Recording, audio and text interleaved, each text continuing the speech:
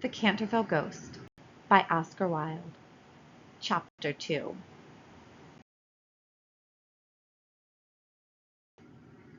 The storm raged fiercely all that night, but nothing of particular note occurred. The next morning, however, when they came down to breakfast, they found the terrible stain of blood once again on the floor. "I don't think it can be the fault of the Paragon detergent," said Washington, "for I have tried it with everything. It must be the ghost." He accordingly rubbed out the stain a second time, but the second morning it appeared again. The third morning also it was there, though the library had been locked up at night by Mr. Otis himself, and the key carried upstairs. The whole family were now quite interested. Mr. Otis began to suspect that he had been too dogmatic in his denial of the existence of ghosts. Mrs. Otis expressed her intention of joining the Psychical Society, and Washington prepared a long letter to Messrs. Myers and Podmore on the subject of the permanence of sanguineous stains when connected with crime. That night all doubts about the objective existence of phantasmata were removed forever. The day had been warm and sunny, and, in the cool of the evening, the whole family went out for a drive. They did not return home till 9 o'clock, when they had a light supper. The conversation in no way turned upon ghosts, so there were not even those primary conditions of receptive expectation which so often precede the presentation of physical phenomena. The subjects discussed, as I have since learned from Mr. Otis, were merely such as form the ordinary conversation of cultured Americans of the better class, such as the immense superiority of Miss Fanny Davenport over Sarah Bernhardt as an actress, the difficulty of obtaining green corn, buckwheat cakes, and hominy, even in the best English houses, the importance of Boston in the development of the world soul, the advantages of the baggage check system in railway traveling, and the sweetness of the New York accent as compared to the London drawl. No mention at all was made of the supernatural, nor was Sir Simon de Canterville alluded to in any way. At 11 o'clock the family retired, and by half-past all the lights were out. Some time after, Mr. Otis was awakened by a curious noise in the corridor outside his room. It sounded like the clank of metal, and seemed to be coming nearer every moment. He got up at once, struck a match, and looked at the time. It was exactly 1 o'clock. He was quite calm, and felt his pulse, which was not at all feverish. The strange noise still continued, and with it he heard distinctly the sound of footsteps. He put on his slippers, took a small oblong phial out of his dressing case, and opened the door. Right in front of him he saw, in the wan moonlight, an old man of terrible aspect. His eyes were as red, burning coals. Long gray hair fell over his shoulders in matted coils.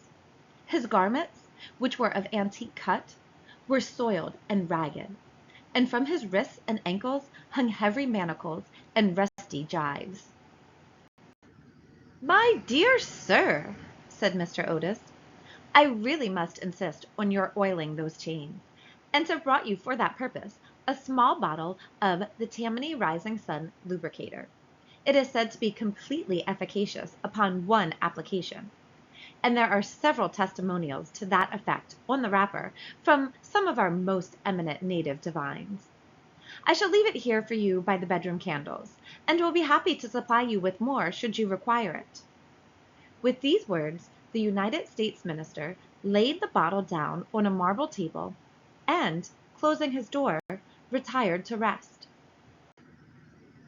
For a moment the Canterville Ghost stood quite motionless in natural indignation.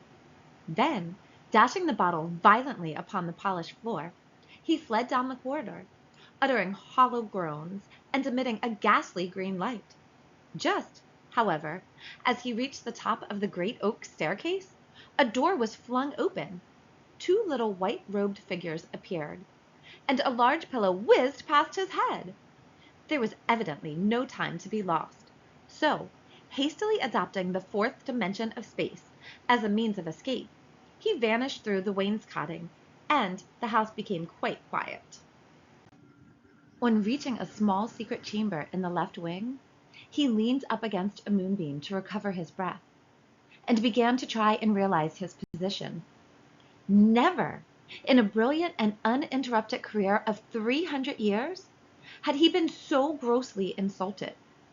He thought of the Dowager Duchess, whom he had frightened into a fit as she stood before the glass in her lace and diamonds; of the 4 housemaids who had gone off into hysterics when he merely grinned at them through the curtains of one of the spare bedrooms; of the rector of the parish, whose candle he had blown out as he was coming late one night from the library, and who had been under the care of Sir William Gull ever since, a perfect martyr to nervous disorders; and of old Madame de Tremoulet, who, having wakened up one morning early and seen a skeleton seated in an armchair by the fire reading her diary, had been confined to her bed for 6 weeks with an attack of brain fever, and, on her recovery, had become reconciled to the Church, and broken off her connection with that notorious skeptic, Monsieur de Voltaire.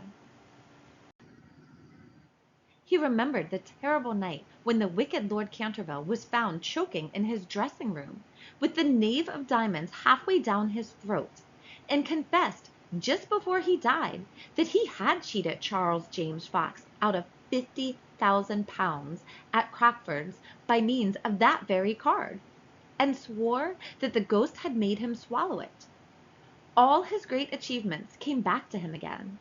From the butler who had shot himself in the pantry because he had seen a green hand tapping at the window pane, to the beautiful Lady Stutfield, who was always obliged to wear a black velvet band round her throat to hide the mark of 5 fingers burnt upon her white skin, and who drowned herself at last in the carp pond at the end of the King's Walk.